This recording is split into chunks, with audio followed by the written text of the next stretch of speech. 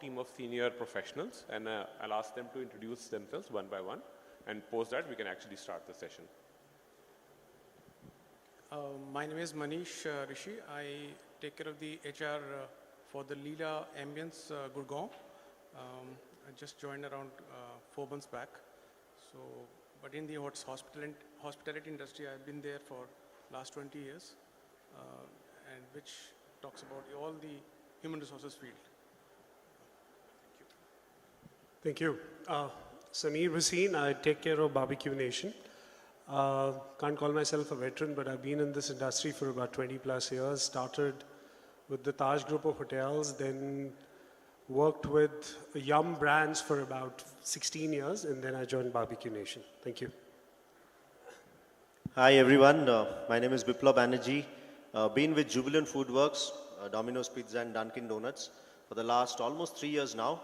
And this is my second food organization. I worked with PepsiCo beforehand, and look forward to an engaging session towards the fag end of the day. Thank you for bearing us. Good evening, everyone. My name is Kapil Malhotra. I head Total Solutions Group, with the largest mystery shopping and training company in India. And we are here to have a great session with all of you talking about how important culture is.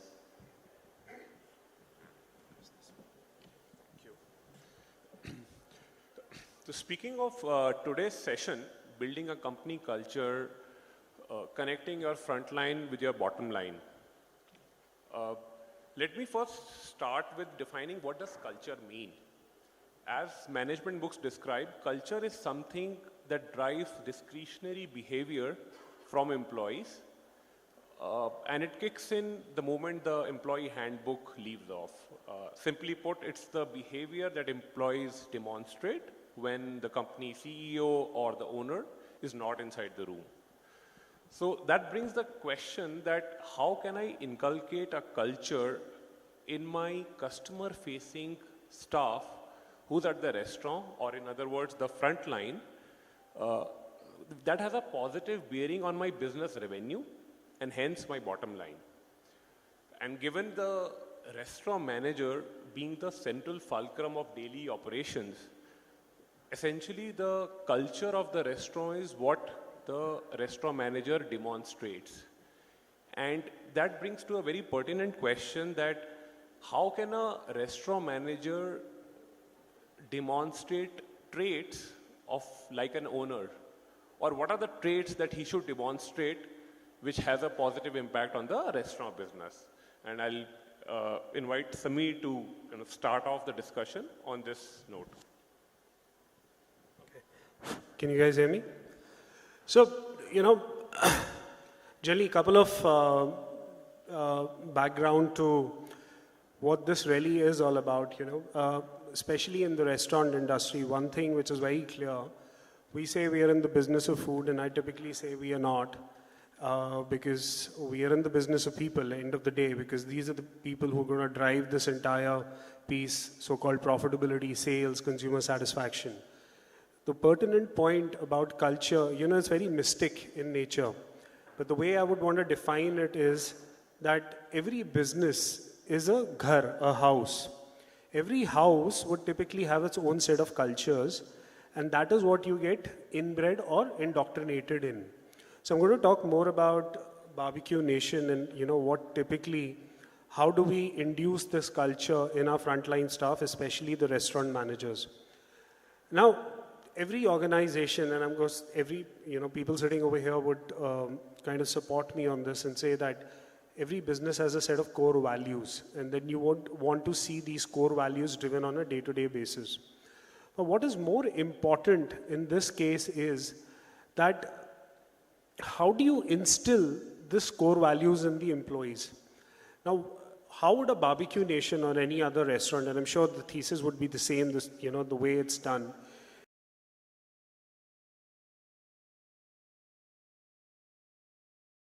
is a lot of important things is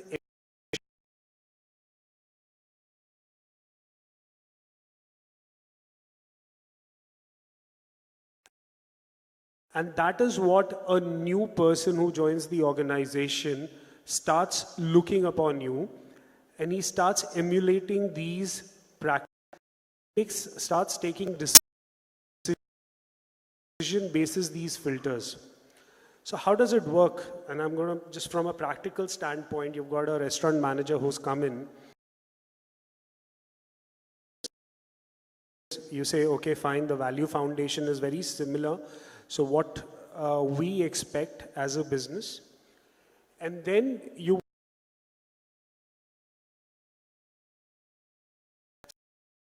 some sort of,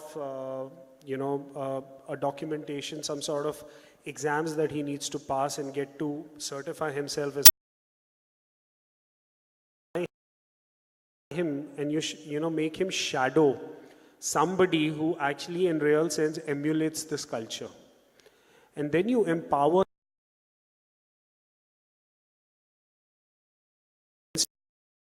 demonstrating these things. Now we empower you. Now you are the business owner, because every restaurant, truthfully, in the business, customer satisfaction, that great experience that would bring back consumers back to you. And then you say, go there and start taking decisions. Just have these filters. So these filters could be around employee focus, guest focus, innovation, and just start taking, because this restaurant is the only restaurant that you're going to run out of. Any organization would go through it. Great. Thanks, Samir. At this point, I'd like to bring in Mr. Tanmay Kumar, CFO, Burger King. QSRs follow to empower their restaurant managers to kind of behave like owners and drive the growth of the restaurant. Yeah, sure. So I'll just put it in two simple buckets. Two things. One is about, and second is about customer experience. Now, before I get to these two, of course, as you drive this culture comes from values, and the values are essentially about, what do I care about? Compromise, and this is how I run my business. So that's what you start from, and you create this entire all-compassing behavior that everybody would follow, or everybody would like to demonstrate in each one of their business dealings to drive business performance using culture. Number one, communicate. Is great.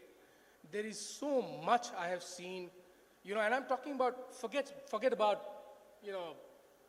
variety of things, but simple point that Samir was making,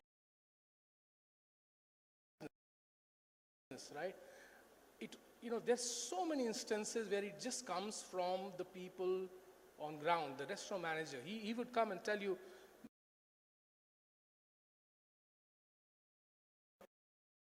can you just create a bifurcation? I need a birthday party. I need a lot more people coming in for birthday parties too, and I need to seclude this area. Can you?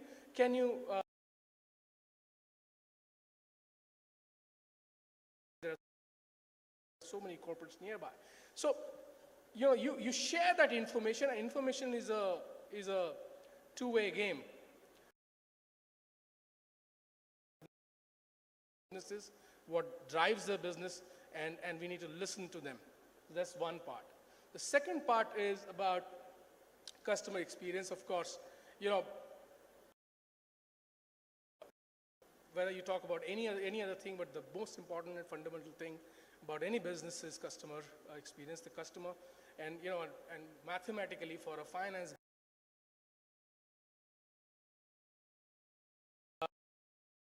it's very simple. And he'll come back when he had a great experience. So therefore, empower him to be able to take decisions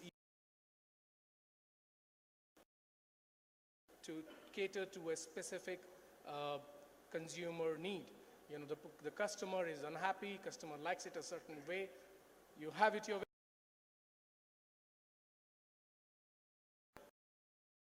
Continuously a great business performance. So very simple two buckets: information share, two-way process. Second, experience piece. Thanks, Tanmay. I think that brings to a very important question that it's easier said that I have empowered like a restaurant CEO. But what is the visibility or what are the incentives, so to say, that are linked that actually drives that behavior from inside? And at that point, I'll ask Biplav, I mean, you are managing a strong workforce of 30,000 odd employees across all Domino's and Dunkin' restaurants. I mean, are there any specific incentive programs that are there which actually provide a visibility to a restaurant manager of future growth and hence that passion for driving sales? Thanks, Rajat. Just to set the context, culture in our organization term is something which has to be understood by 30,000 employees across 300 cities, spread over 3 countries, India, Sri Lanka, and now we are entering Bangladesh. It's not a very easy proposition, in terms of ensuring that everybody understands this uniformly across over 24/7 into 365. Share how we have been handling this piece, just not in the domain of what you're asking, but slightly in a larger context. I guess all of us, and even before this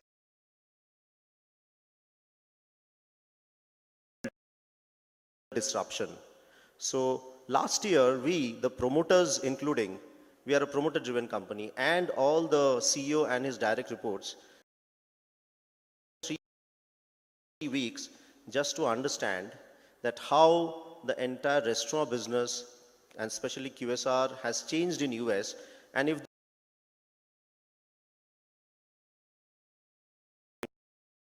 to come in India. And we visited Facebook, the famous campus of Google, BCG. They have an extremely and Microsoft. Why I'm sharing this story is that there are 2 parts to the culture. One is how the culture has been built and how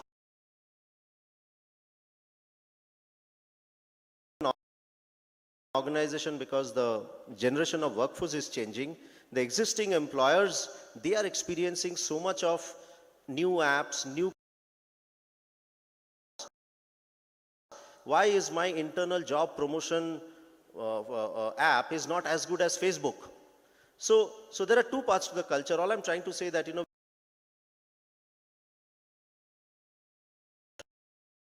practices. And to answer your question, Rajat, the current cultural practice is extremely clear, well established. Empowerment, yes. That means that they see leaders. We are empowered by the promoters even. As a professionally run company, it's very important that we take our decision and they're extremely hands-on, yet we keep them in loop in everything.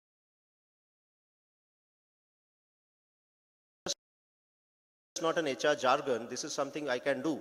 Right from whatever the customer wants at a certain point in time, they are empowered to do that. I think the other big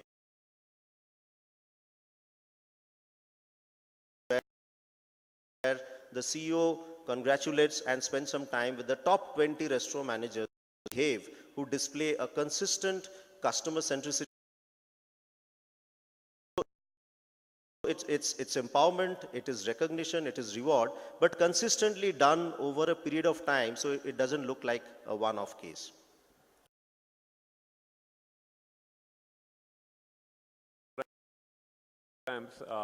Chipotle, for instance, has a program called Restaurateurs, where a restaurant manager starting from even a part-time role can actually grow up to part of management.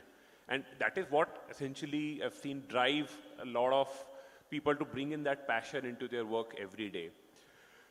Now, it also begs the question that can there be any specific HR interventions which can actually help change the company, actually moving it towards being a more efficient culture?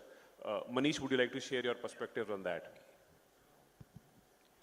Well, there are very impactful, words communicate, you know. What I see is, as an HR person, the interventions starts from the hiring part. You know, what kind of the right skills and the right fit of the profiles I'm bringing the person on board, is it really fitting in well? Because the kind of culture which I want to set in is I need to see what kind of profiles I'm bringing in. So I need to really go and deep and down, do a lot of background checks, do a lot of, you know,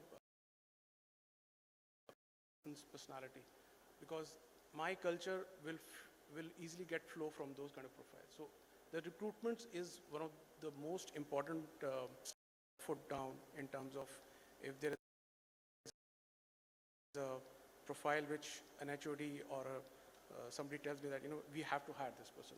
But if he doesn't fit in, I will put my foot down. How much forums I am getting people involved on in terms of, there are forums where I need to communicate with them, need to take their feedback.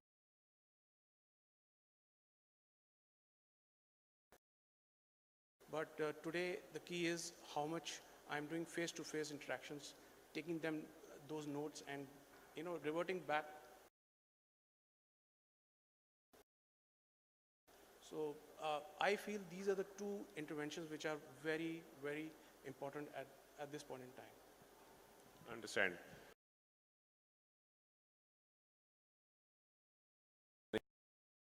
It is actually a teamwork, and that is where the manager actually needs to build a team and inculcate that behavior in the staff. In many staff consists of young people. For them, it's their first job, or it may be even a part-time job. So how do these part-timers emulate the same culture that an experienced restaurant manager or somebody else is demonstrating? Are there any tools, or how do I kind of quickly job make sure that my part-time employee is showing the same culture? Kapil, would you like to share your perspective on that? Yeah, so a great question, Rajat. And you know, I think it's not only, this question is not only to part-timers, but it's more a question of any newcomer in the organization. Some of the things that we see is the mortality rate of a new to 6 months is the highest, for the reason being that he or she does not get his or her foothold in the organization. Not that the culture is not to help him or her out,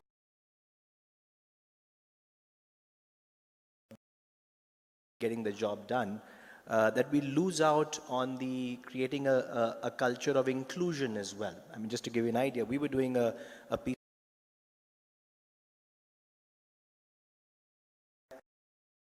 out of 100 employees that any restaurantee or any restaurant brand or a chain of restaurant has, out of the 100 people, 20% of the people are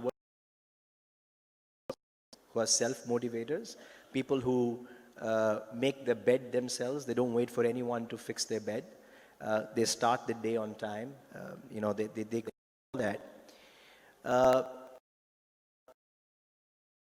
Now the question is about the balance 80%, out of which I call 40% are fence sitters. So they're like sitting on the fence.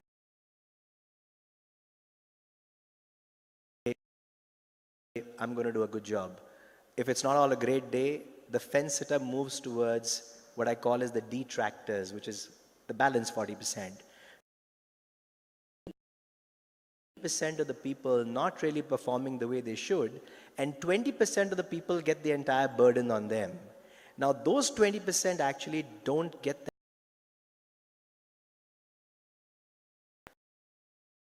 as high performers. So two things that, you know, we've done, Rajat, that I think has worked very well for some of our clients in the restaurant.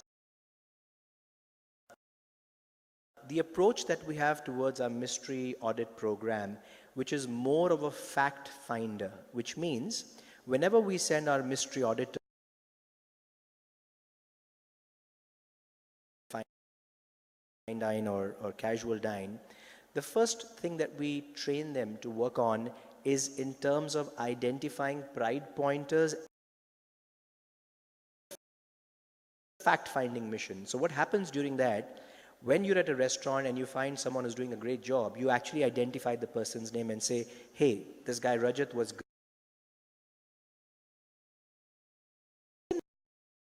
The part is wherever there are gaps, you need to empower these people. So to empower them, what do? We train them, right? Unfortunately, most of the training programs that we have, although we have some great people on panel here today, and they know how training fortifies people, we created an app known as iTrain, which over the last 3 years has actually transformed people at the shop floor. And the objective that we learned is that one training program that you have once in a month is like having 30 vitamin pills in one day. What you need to do is to have one pill every day. So iTrain is an app where every day your staff logs in. He gets to know the message for the day, the theme for the day. There's a content behind it, which is again personalized. It's not the same for the entire organization. I would have something else. Biplab will have something else. Now, if I score a 10 on 10 on it, I get 10 rupees in my wallet. So in the morning of the day and the evening of the day, I get incentivized for actually me perform. So again, the theme of communicate, communicate, communicate. If you do it on a daily basis, that builds the culture. And that's what you want to do. So one of our clients very innovatively said, couple in the month, how do we further leverage on this? So the idea that we came up with this particular client at the end of the day is that let's not withdraw this 500 rupees at the end of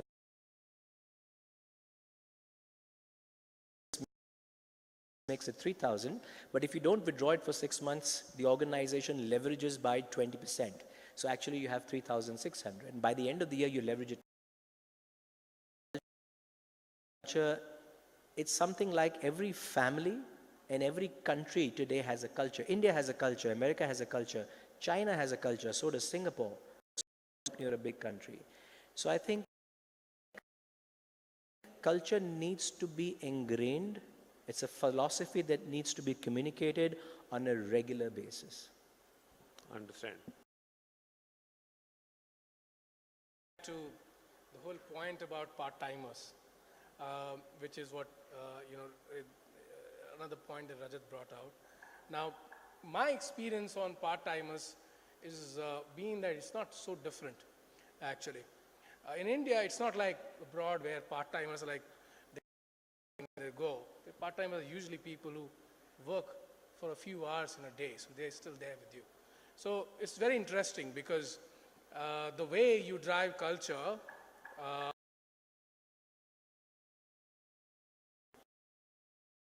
but and therefore what just drives is the fact that those three things, which in fact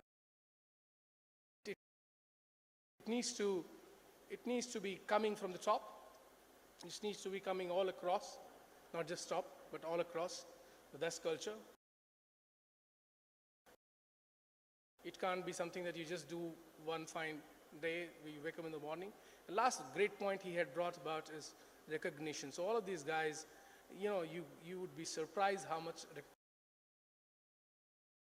amazing. So these three things, it needs to be all, all organization needs to live that culture. That's,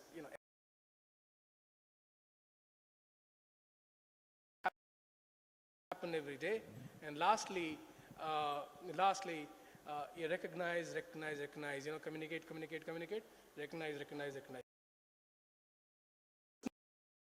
No different, part-timer, full-timer, whatever, it's the same because, what drives human beings is a similar thing.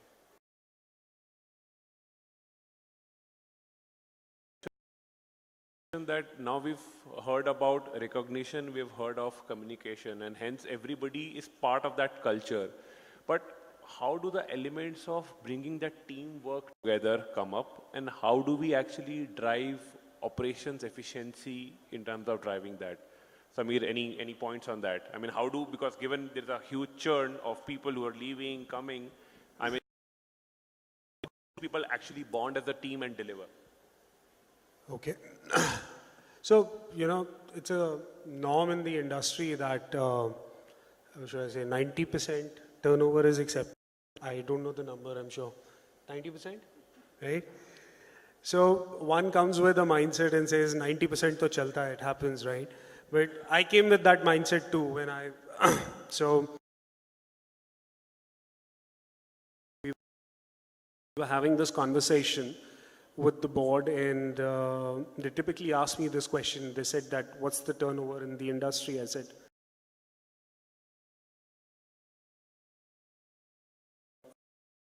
is the turnover of Barbecue Nation? I said 90%. What would I say? I said, okay, that's the best in my mind. So they said, no, it's not 90%, it's 30%. Now that flipped me completely. I said, oh God, how is it 33%? Either these guys are lying or, maybe the maths or the calculation is completely wrong. And that typically, the organization once, they said, okay, we will not tell you the answer to this question. You got to find it out yourself. Up to you, where do you want to go? Travel, go into a fact-finding mission as to why this company works. Usually when you join, you're given a big, everything's written on it and you just kind of read it and say, okay, this is gospel, I've understood and I'm ready to run the next day. But this was quite interesting because I went inside restaurants, I started talking to people.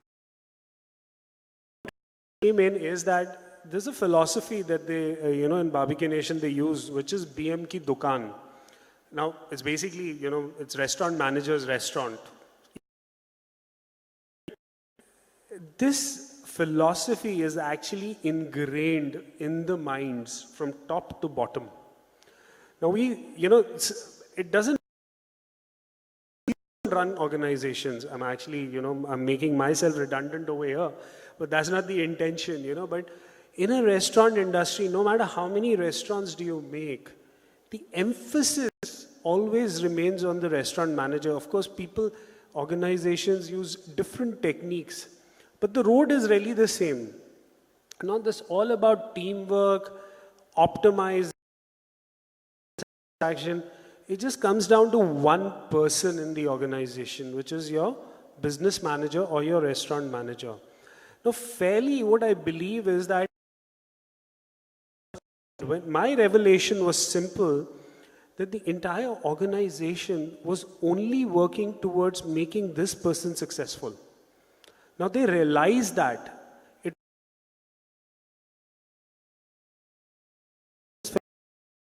philosophy came in at that point of time. So no matter how big the organization became and is going to become, this philosophy,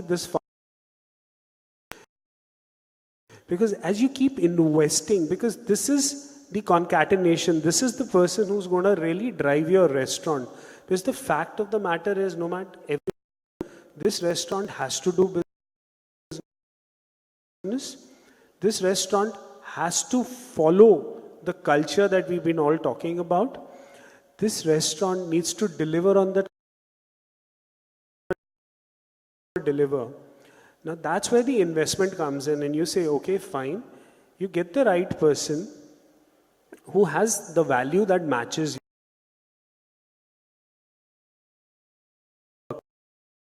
you. And this is the person who's going to drive that optimization and profitability. But no matter how big the organization has to work towards this person. The day you deflect and change your goal, guess, many organizations have done that because short term they've looked at driving sales. So in Barbecue Nation, the culture is very simple. What we say is that we are not after sales and profit. What is important for us,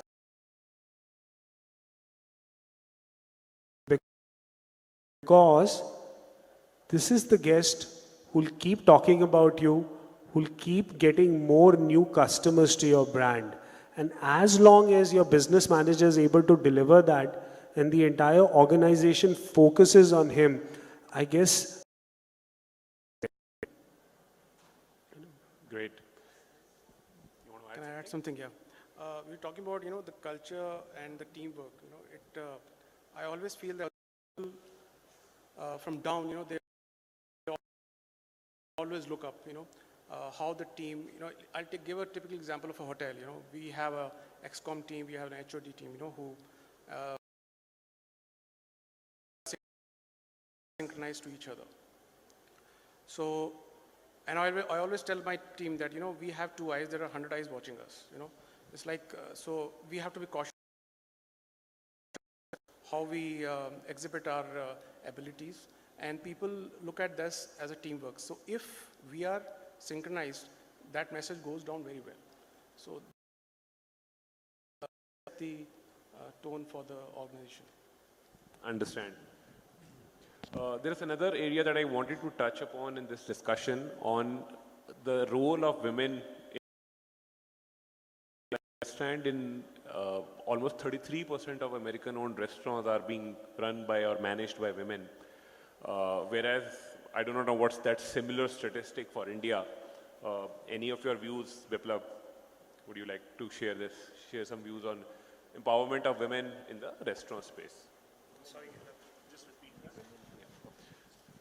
So the question is on empowerment of women in the restaurant space, in like yourselves or Domino's and Dunkin' or Burger King. I mean, do we have women as restaurant managers or at least playing key roles, or that's pretty much made? Yeah, I guess if I have to rank 3 challenges of an HR person, I think my first would be to increase the number of women across level. It's just not at a restaurant level. Even when I look at the CEO's direct reports, thankfully, because of the company law board, there is board level. But once I look down, I think it's one of the challenges which we are all grappling with, and you can see a very, a real life example if you just look at the dais. The number of women. This is, I guess, the reality that increasing the number of women right from restaurant level to mid-level to senior level, I don't think it have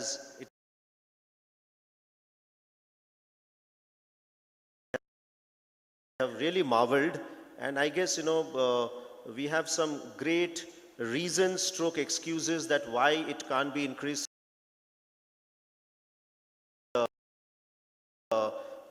20% at frontline level, at a store manager level, it comes down to 15, and above that, it is quite a dismal.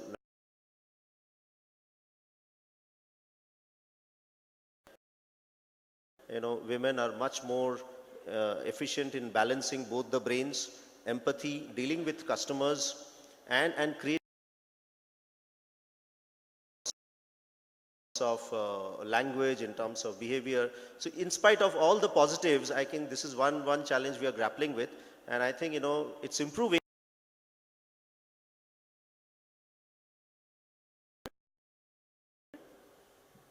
So similar actually. So over a period of time, I've always seen, I've seen number of women employees grow, and of, not just what the organization offers, but also society. So, but so I've mathematically, again, I'll also, each time when you're talking consumer, I was talking frequency. Here I'm.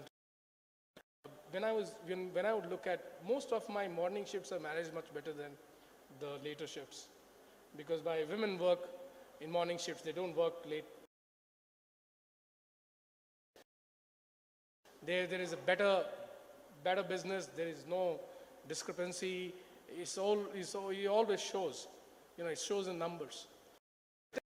Have women there. I think what we're trying to do is, number one, give as much flexibility as you can, because there is got a phenomenal ability to balance various things, like Biplab said, and therefore, but at the same time, the person needs that flexibility as well, because there are a variety of.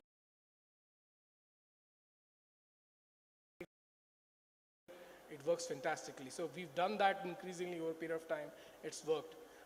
There are specific things that we've done, like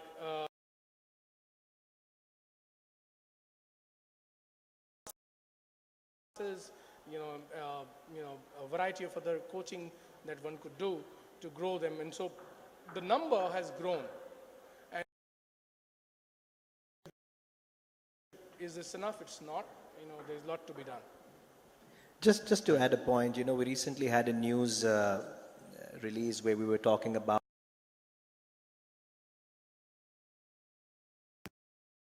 Cisco.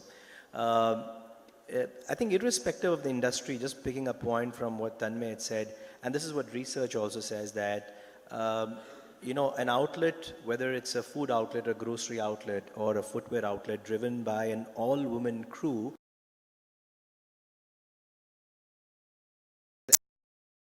actually have shown a much lower incidence.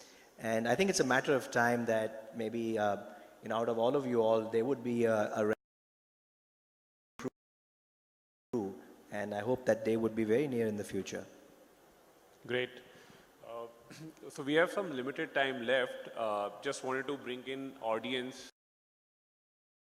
questions, any perspectives, any stories that you guys might like to ask us or share.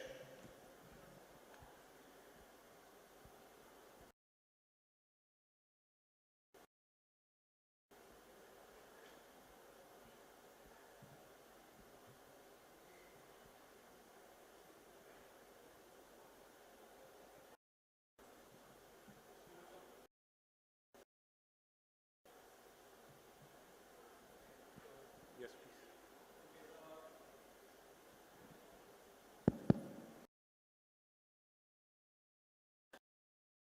Hi, my name is Sanat Mungera.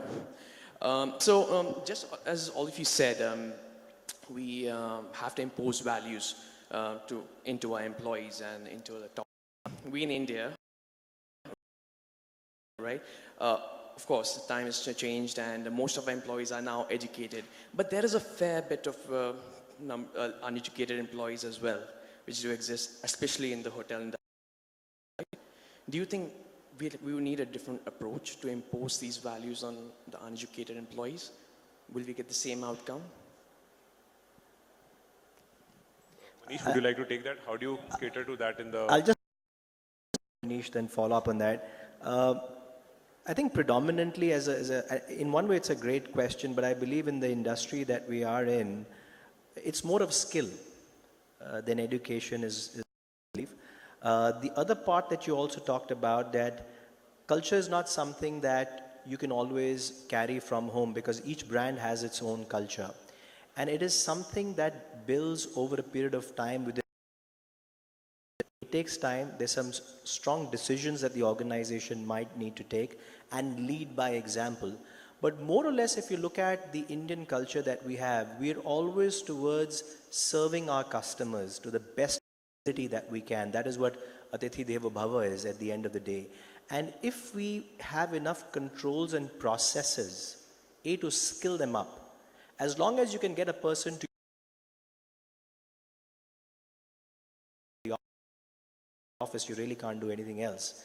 So I think what you were trying to say is that it's a constant effort. It has to be on a regular basis, and you can weed out that would try to be on the other side of the line. Right. And also, just to mention, I mean, as we all restaurateurs around here, we know that secretly there's something called pilferages, which is something which is existent in India. I mean, especially we face a lot of pilferages, every industry, every type of restaurant. What would be your top advice on to gain that kind of trust, or to gain that kind of loyalty from our employees? How would we train them to actually be loyal to us?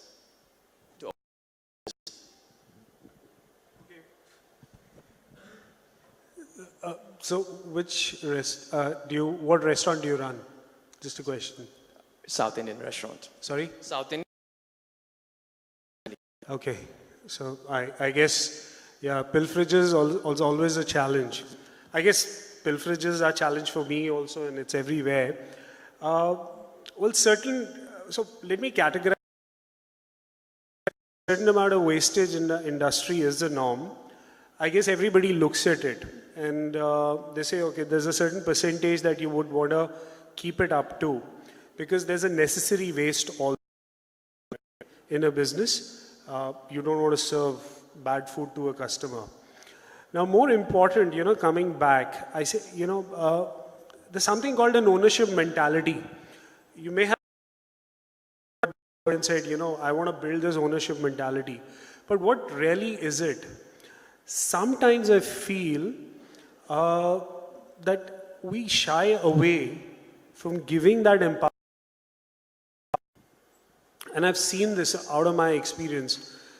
Wherever the corporate starts pulling, an employee remains a mere employee. He starts behaving like an employee, right?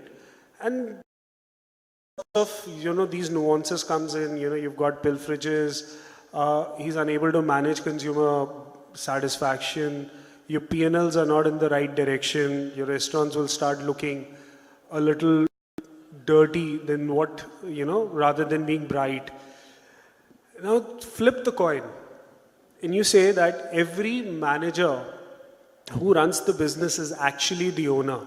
Of course, that comes over a period of time because action speaks louder than words. It is top-down approach. But once you kind of achieve that, that behavior kind of permeates into the team.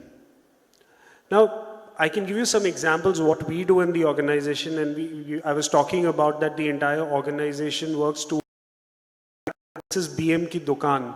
CEOs are irrelevant, CFOs are irrelevant, because we are the guys sitting out of the office just strategizing end of the day, and you're saying, okay, what would barbecue need? Where do I need to grow? But what is important is that this person needs to be supported well. So what do we do? What do we typically do? So we've got these founding values. It takes to make it right for the guest. No questions asked. So when you start giving him, and when you start talking to him at that level and saying that you implemented that bill because you knew that this consumer did not have that experience that you wanted to, and he's walking away, but you did the right thing. A pat on the back makes a lot of difference. And that's where you start putting, I guess that kind of answers your question. Yeah, pretty much. Yeah. Thanks. Good. Thank you so much. We had one more question from somebody there. Yeah. So we were talking about organization. Amongst these three factors, bottom line, culture and cost, how will you prioritize this? Priority 1, 2 and 3? And why? Taking my exam now. Okay, so most important for any organization is culture, I think that's the founding truth. Any organization, as I said, culture, professional term, it does not happen in organizations. It does not talk about the length and breadth of the organization. It is at a house, Our parents have actually taught as human beings, and we demonstrate something which is very distinctive, right? So as long as the organization focuses on the culture, the rest too would typically follow. I guess the bad would be that it just goes blindly after profitability, because it could be extremely short term, And we've seen this over a period of time. When you start profitability, consumer satisfaction, through that sales comes to you. There's a certain amount of sale that you require for a business to break even. Now imagine a scenario where consumer satisfaction is low, the organization does not have a culture, and you just go blindly cutting cost.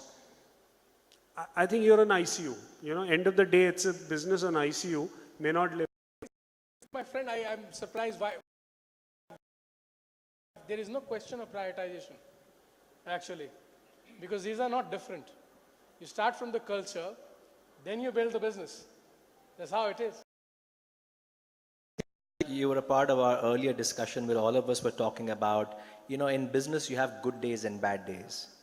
What will keep you afloat on a bad day or a bad year is actually the culture. Because your costs and your bottom line is a number that's always going to be variable. If your culture is variable, afloat. I hope that answers. Perfect. I'm afraid we are just short on time, so I'd like to kind of bring this discussion to a close. Any like to share? Or perfect. So thanks everyone. It was a great session, and thanks for sharing your insights and perspective discussion. Thank you. Thank you very much. I'm going to request our panel members to please remain on the stage, and if I may please request our session moderator, Mr. Rajat to please. Firstly to Mr. Tanmay Kumar.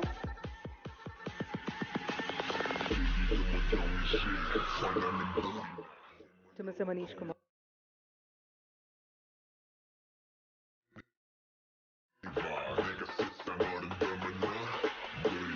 To Mr. Sameer Bhasin.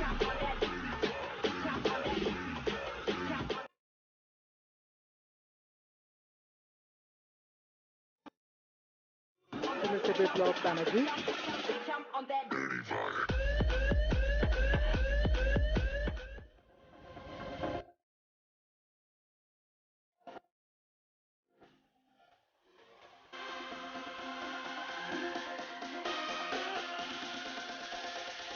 I also request Ritu.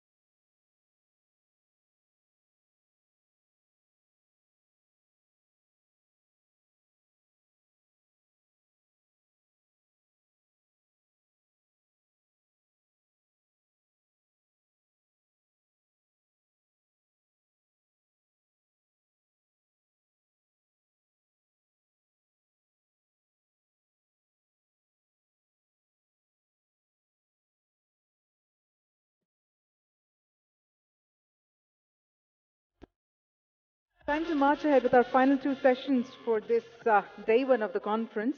And our next session is all about increasing profits and maximizing control. As Ms. Catherine Sylvia, who's a PR manager with Rance Lab. In fact, Rance Lab was established with the focus of offering specialized solution to retail as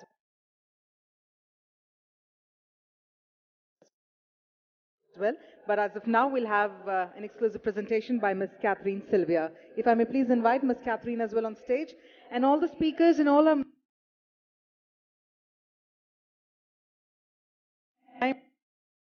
of our next speaker as well. All the ones who are standing in the aisle, if I may please request you to take your discussion in the pre-function area. Thank you. Warm welcome.